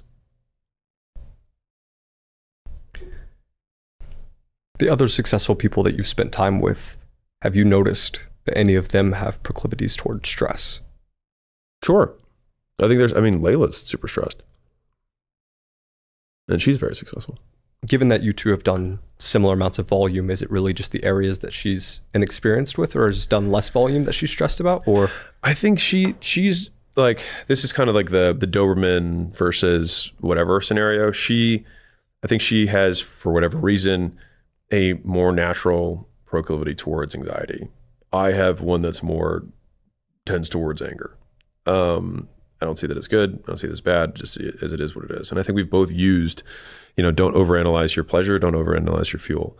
There have been many times that her anxiety has served her, right? She uses that kind of like frenetic energy and she just channels it towards getting things done. And I probably do the same thing just from an anger perspective. And so this is why I think that we I think it's more helpful to not feel like you are beholden or that you are broken, that there's something wrong with you for experiencing human emotions. I think it's just, what do you get from them? Because if you can have a negative emotion and make something positive from it, was it a negative emotion? I guess I just can't see the reward people would get from being anxious. Well, I think it's, they get what they want using their anxiety. Like if you're running a race and you're nervous about the race, you're anxious, and then you win the race, did you get something from it? Probably. If that anxiety causes you to prepare more for a speech and then you crush the speech, did you get something from it? Probably. So I think people will continue to stay anxious. They continue to stay angry as long as those things serve them. On you and Layla, you had, when your relationship started, it kind of was the priority of business than marriage. Sure. And you kind of shifted that to marriage over business. December 19. Do you think, should business come before your marriage? Were those 3 years necessary to evolve past that, or would you have found more success in that stage had you done that from the beginning? No idea. Can't replay the game. I know that at that time, it was kind of one of those recalibration moments, same as like February. I was like, this is bad. I want to change this. Or rather, my days are not as I would prefer them to be. I would like to change them. And I feel like there are structural problems, so we should change it. And in December of 19, we had a conversation just I remember we went out on our balcony and I was like, I do not like the way that we're living. And she was like, I don't either. And I was like, cool, so let's change. And that was it. We both agreed. We're both in the same. And the one thing that Layla and I have had that's been, call it exceptional luck or whatever you want to call it, is that we've always been on the same page. And it feels like luck in the moment. It feels fortunate. Because I go into the conversations and I'm like, I don't know where this is going to go. Because if she comes back and she's like, I love the way things are, I'd be like, that is a problem. Like, I don't want to keep doing this.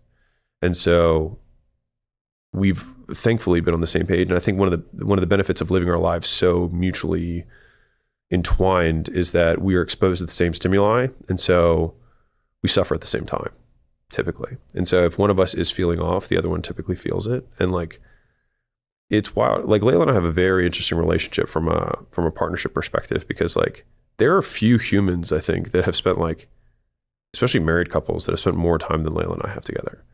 Like from the time we met, we spent 2 weekends apart. Like the time we met, well, sorry, excluding the time when I flew out to do the launches. So that was like a 3-week period. But excluding that, from the day we met until now, there's 2 other weekends that we haven't been together. 2. Which is wild considering how much we travel and all that stuff. Like there hasn't been that much time. And we also spend, like, we're in the same building every day working. We see each other, throughout the day. And for a big chunk of those years, we were remote, so we were at home. And so I think it's like the average married couple ends up spending like 4 or 5 quality hours together a week. Something like that, where they're like not eating, not like dealing with kids, not watching television. Like there's really not that many hours that they're spending. And so we have something like, I don't know, like 20 or like we have the equivalent of like a 70-year marriage in terms of like time that we've spent together, time on marriage. And yeah, I think if I lost Layla, it would be really bad for me. It'd be very hard for me. So I would prefer not to lose her. Do you actively have to iterate on the relationship in terms of how do we make this better? Yeah. It's a dichotomy to be managed, you've said in the past, but Yeah. what have been some things that you found out recently that could be useful to other married couples? Yeah, I think it's definitely a dichotomy to be managed. I think the thing that has to get managed the most is closeness. And I think that's one that I don't hear talked about enough. I think Esther Perel talks a little about this. She has a book called Mating in Captivity, which I haven't read, but Layla did and told me the story, which is how I read half of all my relationship books I've read in that way. And basically the single premise is that in modern society, people spend too much time together, but not in the right ways. And so this might sound like it's contradicting what I just said, but it's creating space to be missed. And so especially in a world where like both people work from home, like they're, together all day, it's like they become siblings, they become like roommates. They don't like have that mystery. They don't have that chemistry from a romantic perspective. And so because Layla and I can naturally spend so much time together if we so chose, what we manage typically is creating enough distance during the day, and even week to week sometimes, to create enough space to be drawn together. And I think that, like, if you've ever, I'm sure you have, and many people probably have, like if you've been away from somebody that you care about for a week or two, when you come back, you're like, oh my God, it's so nice to see them. It's like, how do we recreate that on a consistent basis? And so I think trying to actively push the other person away, not in an emotional way, but like physical space, is something that I would say that has been helpful for us, and not making that a bad thing. So there's a difference between wanting to be alone and not wanting to be with someone else. And I think being able to delineate that, like being able to even have that conversation up front and be like, hey, I'm going to take 3 hours and just like listen to this book, or I'm going to go for a walk, or I'm going to go work out, or I'm going to go do whatever. I think creating the permission where this is not a thing. This isn't me being upset with you. This is not that I don't love you. This is not that I don't want to be with you. This is like, I just need some me time. And being able to kind of give each other the space to do that, I think has been super valuable. Because sometimes you're like, I worked all day, and then you're not like, oh, I want to be married right now. You're like, I want to just decompress for a minute. And then we can go, I'll be like, emotionally ready to do whatever we want to do or talk about. And I think just having that, like making it okay to not hang out all the time is, and I think that's, it's like, if there's been something that's helped Layla and I, that's probably like one of the biggest ones.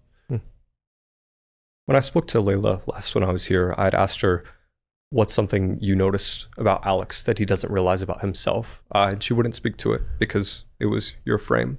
But what is something that Layla helped you realize? It was my frame? What do you mean? Or it was, she was like, I won't speak to what Alex would say. Oh, okay, heard. Yeah. Okay. So what is something that Layla helped you realize about yourself? Yeah, understood. What did she help me realize about myself? Or what's something she noticed that not a lot of other people had noticed about you?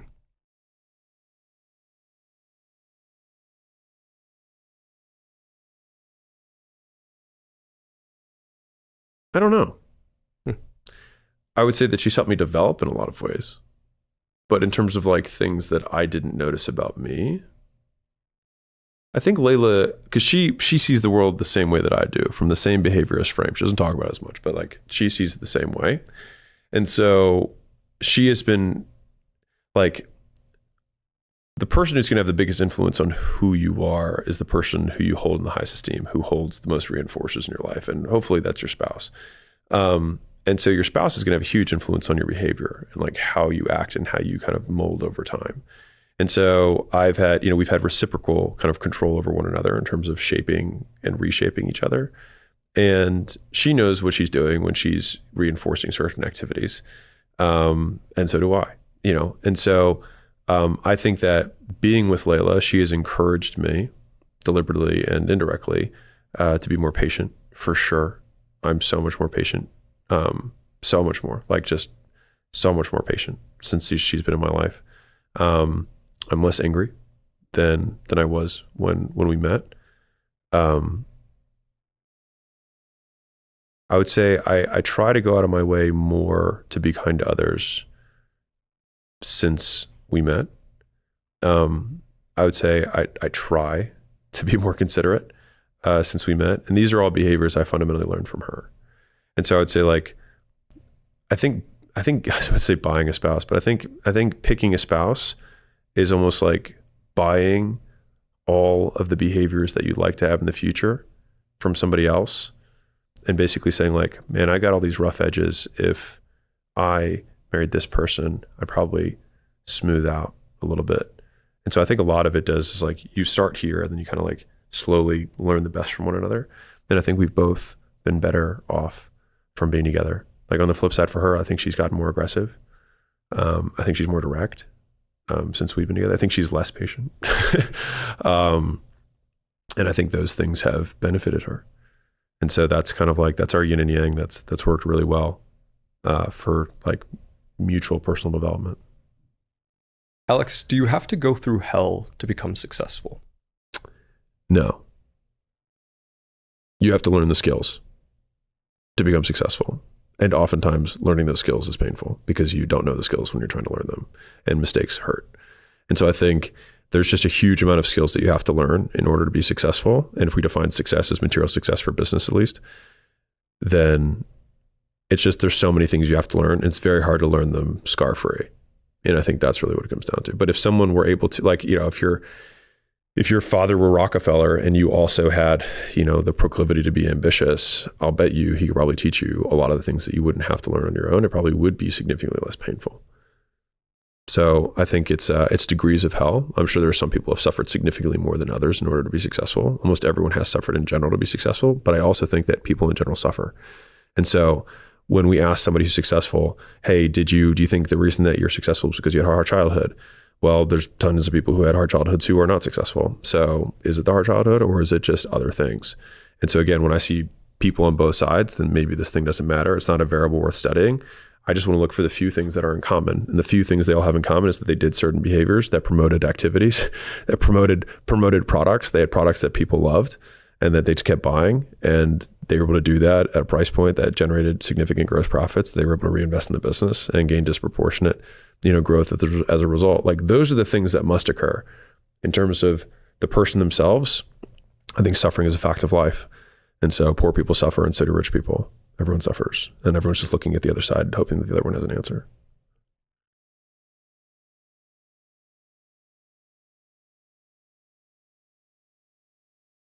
Said differently, life is painful. Some people make money at the end and some people don't. Yeah, I think a lot of people try to retrace the data. They look at the data and be like, oh, it made sense because of this reason. But yeah, it's only retracing it in retrospect. I ask every guest at the end of the podcast, what's the best piece of advice you've ever received? But I'll change it for you a bit. Wow. If all your books, videos, and tweets were erased from the internet forever, and all you had was the next 60 seconds to leave to the world, what's the most useful thought you could leave to the world?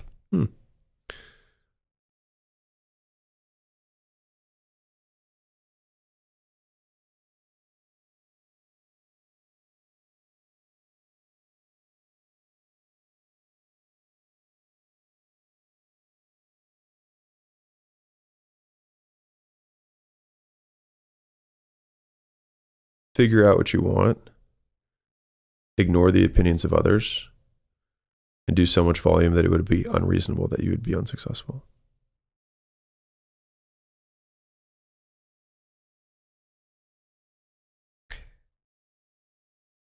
Well, everyone, this has been your guest, Alex Hormozi.